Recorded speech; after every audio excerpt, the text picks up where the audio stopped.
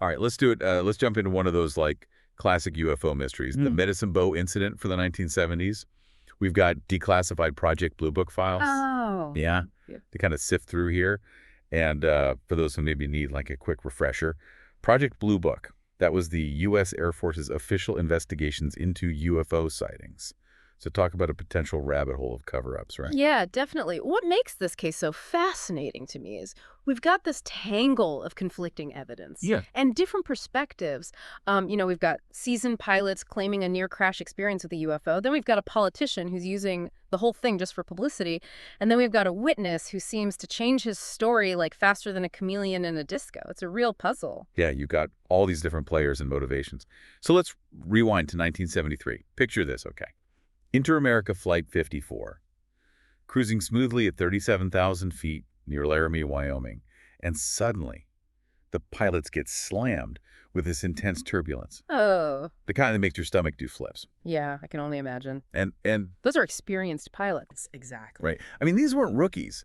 Both of them were highly experienced with no history of anything that would make you question their sanity. Right. And their testimonies, which were given separately after the incident, were remarkably consistent, which, really adds to their credibility. Yeah, I mean, they were both describing this turbulence as this jarring washboard-like sensation, unlike anything they had ever experienced before. And then out of nowhere, they spotted this boomerang-shaped object just zipping right past their plane. And not only did they both see this thing, but they both described it appearing on one side of the plane. Yeah. And then it would vanish and reappear on the other side. So Yeah. it really was like they were very adamant that this wasn't just some trick of the light or a misidentified bird. And get this. The plane actually started plummeting during this whole encounter, so they had to make this crazy emergency descent, which actually resulted in some passengers getting injured. Oh, wow. It sounds absolutely terrifying. I mean, you can almost imagine the panic in the cockpit as they're fighting to regain control. Right. I mean, think about what was going through their minds at that moment. On one hand, they've just had this experience that totally defies explanation. But on the other hand, they know that if they report a UFO, it could totally jeopardize their entire careers. I mean, the airline was putting immense pressure on them to just dismiss the whole thing. Yeah. Admitting to seeing a UFO back then was practically career suicide, Mm. especially for a pilot. Mm-hmm. And, the airline, they were likely worried about public perception and probably wanted to avoid any potential damage to their reputation. It makes you wonder how many incidents like this might have been just swept under the rug just to protect those business interests. Yeah, and the Air Force did investigate, of course. And their official explanation was that it was a malfunctioning high-altitude weather balloon that got caught in the jet stream. They were pointing to records of similar balloons being launched around the same time. And they claimed that the balloon's navigation lights, combined with those unpredictable movements caused by the jet stream, could have created the visual illusion that the pilots described. Okay, so we've got a potential natural explanation here. But remember how I said those pilots were adamant about what they saw? Well, they weren't buying the balloon theory for a second. Right, and they insisted that the object was moving far too fast for a balloon, and the fact that it seemed to teleport from one side of the plane to the other, that just didn't fit the profile of like a drifting balloon. They knew their stuff. They were convinced this was something out of the ordinary. And plus, think about it. High-altitude weather balloons, I mean, they're designed to gather data on atmospheric conditions, right? Mm-hmm. They're typically made of these fairly lightweight materials like latex or synthetic rubber. And they're filled with gases like helium or hydrogen to make them float. You wouldn't exactly expect them to be performing high-speed maneuvers. Right. While it's possible for a balloon to get caught in like those fast-moving jet streams, that could affect its trajectory and speed. But the pilot's descriptions of this object's movement, they seem to go beyond what you'd typically expect from a balloon. Plus, there's another piece of the puzzle that's missing here. There's no radar confirmation of any unusual object in the airspace at the time of the incident. So on one hand, we've got these seasoned pilots who sound incredibly credible. But on the other hand, we're lacking any kind of physical evidence to actually back up their claims. And it's worth noting that while these Project Bluebook files are an incredible resource, they don't always contain like the full picture. Yeah. There could be information that's still classified or lost to time. Absolutely. We're dealing with incomplete information, which just adds to the mystery. Right, so we have this airborne encounter. That seems to defy explanation. But now things take an even weirder turn because we have a second alleged UFO sighting. That gets tied to this whole incident. And this is where Gus Schaffner, a local politician, enters the scene. And Schaffner, well, he doesn't really hold back. He claims he was straight up attacked by a UFO, complete with this dramatic account of a scorched car, a bent rifle from trying to shoot at the UFO, and even a young hitchhiker as a witness. He's holding rallies, he's talking to the media, and he's generally milking the situation for all it's worth. It sounds like quite a character. Oh, yeah. And you know his story initially. It grabbed people's attention. Yeah. Especially since it was all happening around the same time as that airline incident. People were already on edge about the possibility of UFOs in the area. And Schaffner was feeding into that fear and that fascination. And he was running for office at the time. Yeah. It really felt like he was using this whole UFO thing as a platform. Yeah. It makes you wonder if he genuinely believed that he encountered something, or if he was just kind of a savvy opportunist, using the situation to his advantage. Yeah, there's that fine line between genuine belief and exploiting a situation for personal gain. And as we dig deeper into Schaffner's story, some serious red flags start popping up. Yeah. For instance, the Air Force lab analyzed that evidence that he was so proud of. And let's just say their findings weren't exactly what he was hoping for. Oh, yeah. This is where it gets interesting. Remember that scorched car? Turns out it was intentionally torched, not by some alien death ray or anything. Oh, wow. And that rifle, he claimed, was bent by the UFO. Well, let's just say the lab found some very human-looking teeth marks on it. So someone had been doing some creative metal work. And it wasn't E.T. Oh, yeah, so we've got a politician possibly trying to pull a fast one on the public, but there's another twist coming. Yeah. And this one involves the hitchhiker, Danny Peterson. Yeah, remember him? He was that supposed witness to Schaffner's UFO attack. Yeah. But here's the thing. He eventually confesses that he was lying the entire time. Yeah. The whole scorched car, the bent rifle, the alien encounter, it was all a fabricated story that he just went along with, presumably to help Schaffner. But then, just when you think you've got this all figured out, Danny throws in another curveball. He claims that while he did lie about Schaffner's encounter, he actually had a separate, genuine UFO encounter of his own. Oh, boy.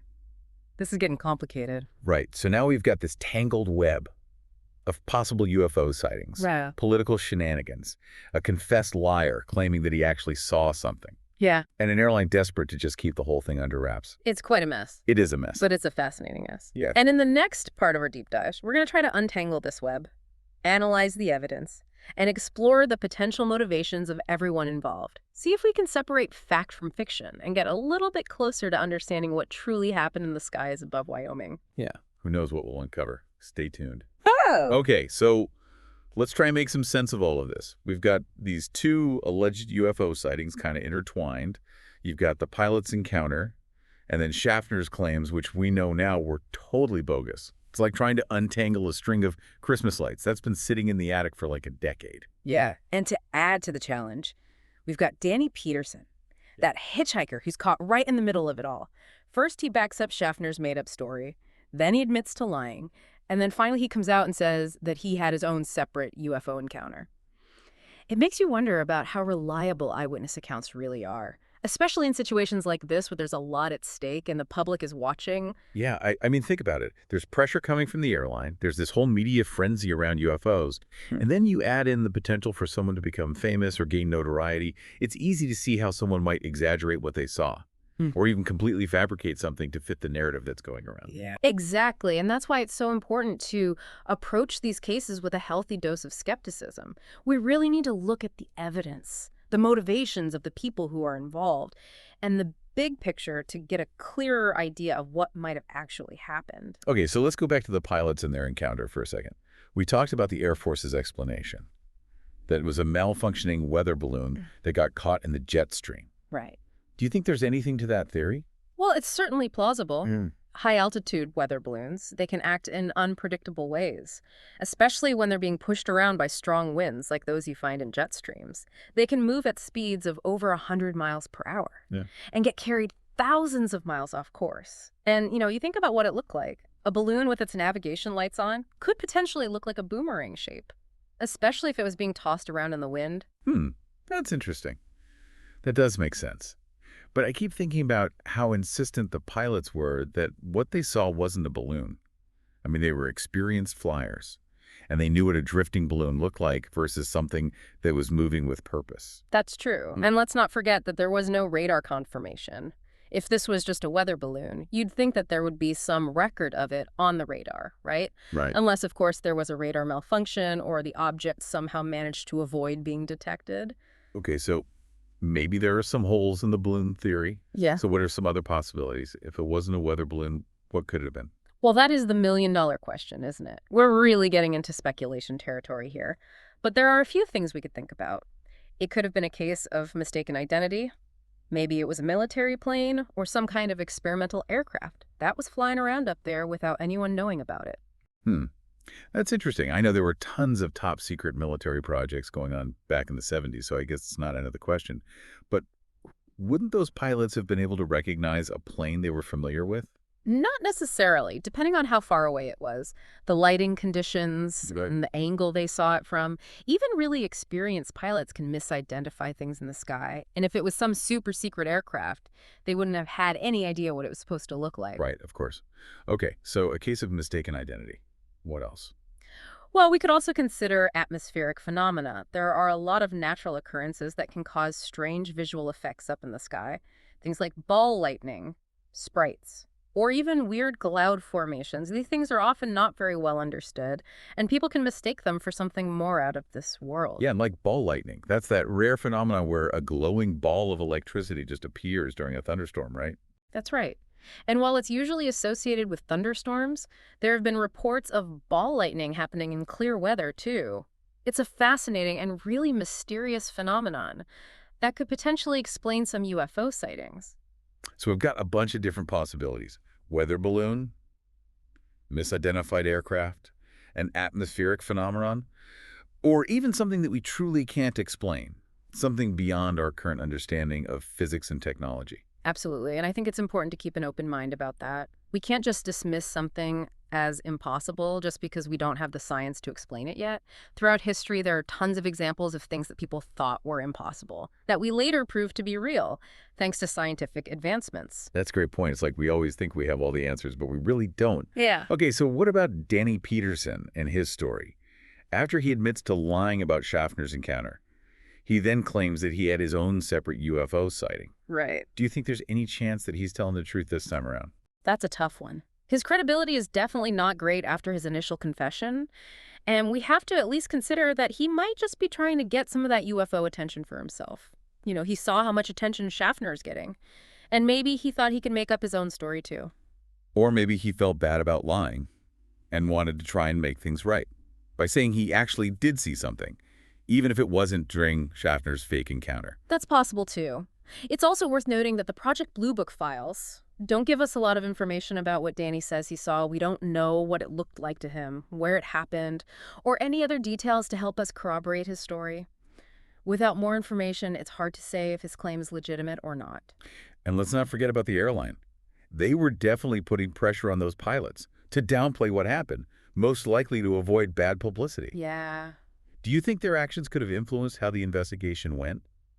Or the way the story was presented to the public? It's possible. When you've got a powerful organization like an airline involved, they have a huge interest in protecting their image and their profits. They might have downplayed certain details, or even hidden information to avoid scaring passengers or hurting their brand. It makes you wonder if we're only getting part of the story. Like there might be pieces of the puzzle that are still missing. Exactly. And that's the part about these UFO cases that's both frustrating and intriguing. We often end up with more questions than answers, trying to piece together a fragmented story from the information we do have. So where does that leave us? We've looked at a few different explanations for what the pilots saw. A weather balloon, a case of mistaken identity, an atmospheric phenomenon, or even something that's completely unexplainable. Then we talked about Danny Peterson's iffy claims and how the airline might have been meddling in things. This is a complicated case with no easy answers. But I think what's so fascinating about it is, despite all the uncertainty, there's still this sense of wonder and mystery that really captures our imagination. I agree.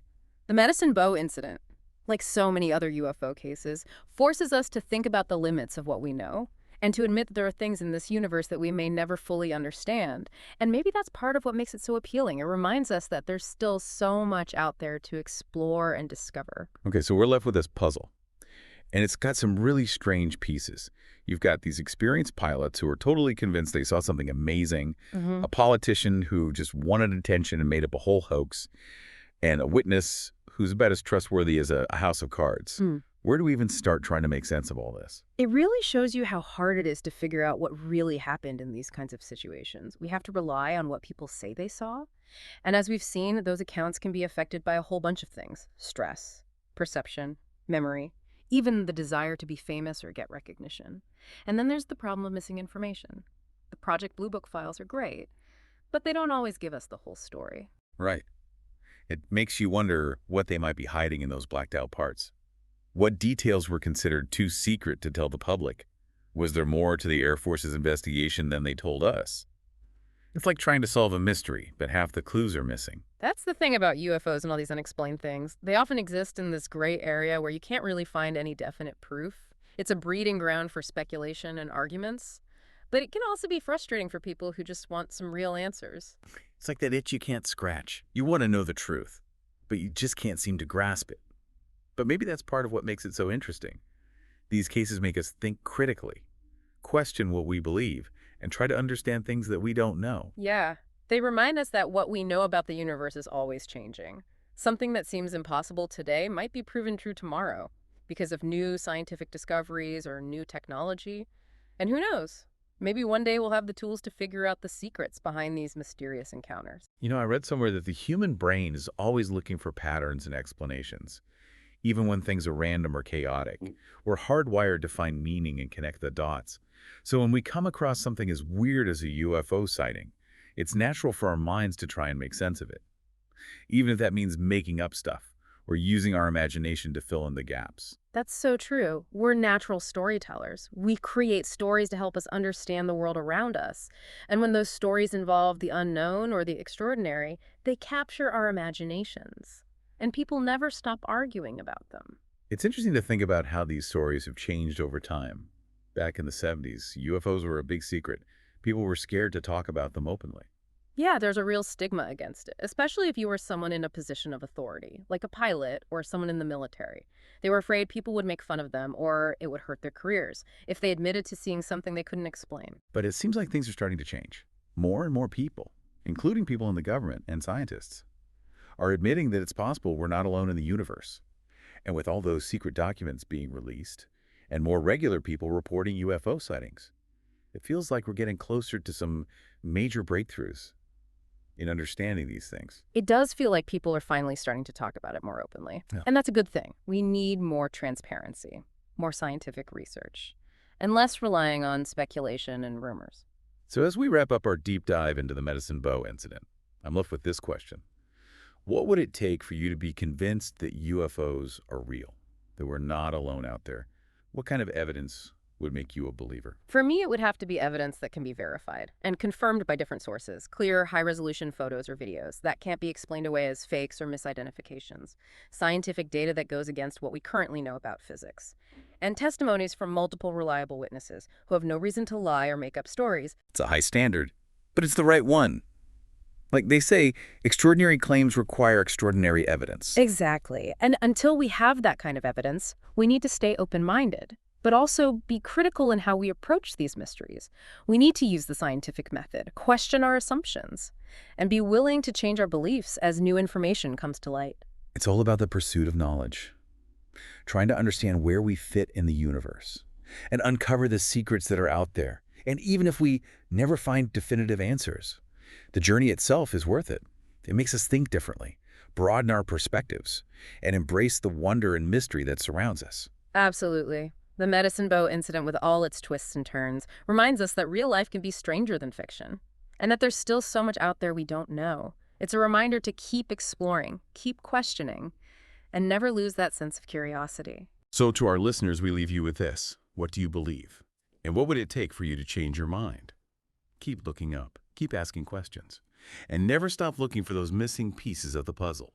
Until next time, keep exploring the unknown.